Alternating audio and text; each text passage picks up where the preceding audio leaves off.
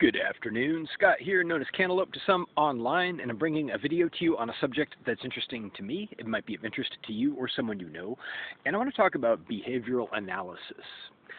Different kinds of behavioral analysis, and a major pitfall, something that is a mistake that is made by analysts across the board currently, as far as I know, and I want to talk about that mistake in particular, but a little bit of background first. So behavioral analysis is something that is undertaken when somebody is going in for certain kinds of therapy or perhaps for some type of job, and they're getting profiled, psych profiled, or behavioral profiled, and there is some analysis, of course, involved in the profiling in order to set up for some kind of plan or program or employment or whatever. And there are basically two kinds.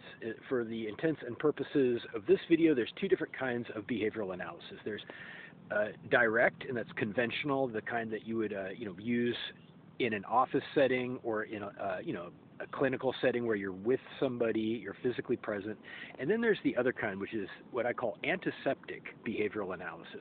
Antiseptic, in other words, you're being observed as the subject without necessarily knowing about it all the time or ever, perhaps, and the analyst is making conclusions based on a few assumptions, not the least of which is an assumption of superiority.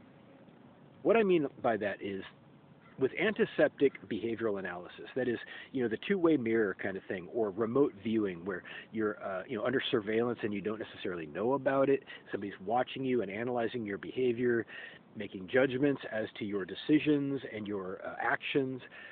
This kind of analysis presumes that the analyst and their organization has enough understanding of basic human behavior to form conclusive and accurate conclusions about what they're seeing in the behavior itself.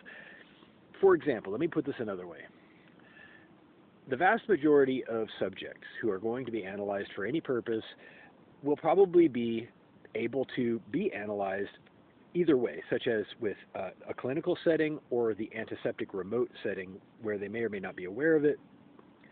But there's a percentage of people who, due to certain things such as high IQ or just behavior that's wildly out of the norm, but not necessarily dysfunctional, not necessarily pathological is the word in psychiatry, which means unhealthy or toxic or problematic. This small percentage of people are not going to be effectively analyzable with the antiseptic behavioral analysis because they have no opportunity. The subject has no opportunity in that setting to explain, to defend themselves, to confront their analysts or their accusers, if you will, as to what is actually going on. If it's wildly out of the norm, if it's something unprecedented, if it's something that the analyst or their organization is not familiar with, which, let's be honest, this happens, it continues to happen, and it's a wild error on the part of analysts and their companies to think that they know everything, to think that they have such extreme experience with everything, given the history of psychiatry and behavioral analysis, that they could accurately identify whatever they're going to see, to the point where they don't even need to let the subject know that they're being surveilled. Okay, so here's the thing. Now, people, especially with high IQs, they're going to perhaps devise certain solutions or create certain behaviors or habits that are not obvious, the purpose of which is not obvious. You've heard the expression, there's a method to my madness, but it may seem like madness to the untrained eye or the uninitiated, people who aren't specifically familiar with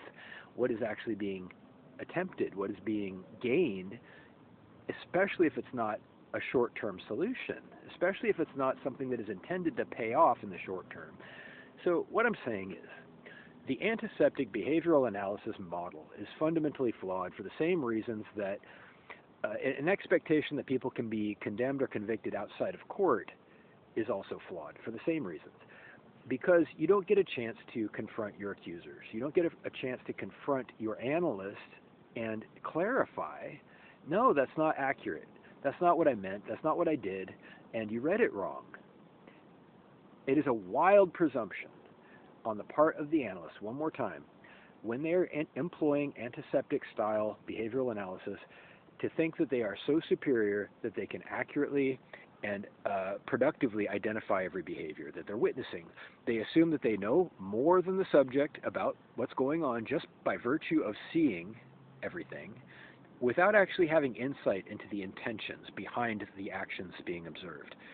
The intentions actually define the actions, not the snapshot themselves, not the actions out of context, but the where, why, how, who, when, in addition to the what. In final conclusion, I see a culture, not just in psychiatry or behavioral analysis, where people are obsessed with the what. They're obsessed with the snapshot. They're obsessed with the symbolic representation, because that's what you have to reduce the data to in order to record it.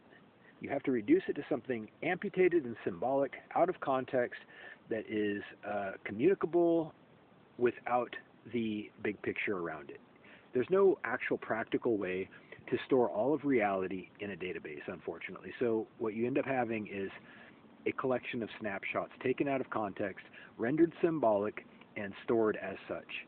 But as soon as you do that, you also eliminate the reasons for them, the motives, the context, the circumstances, and all of the things that actually matter, that define what is being watched, what is being analyzed in the first place. Hopefully all that makes sense. So in absolute final conclusion, in summary, the only proper way to analyze somebody is to at least give them an opportunity at some point to clarify things that may have been ambiguous, things that may have been misread potentially, or that could possibly be interpreted multiple ways, especially if it's inconclusive, if it's something that doesn't add up, if it doesn't make total sense. Give the person a day in court, even if it's a benign test, even if it's just for the purposes of employment or whatever.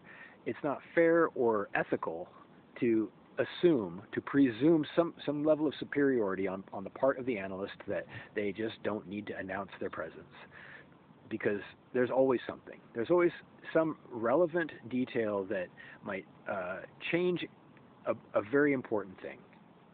Give a person a chance to explain. It's very important. Reach out if you like with questions or comments down below. Thank you.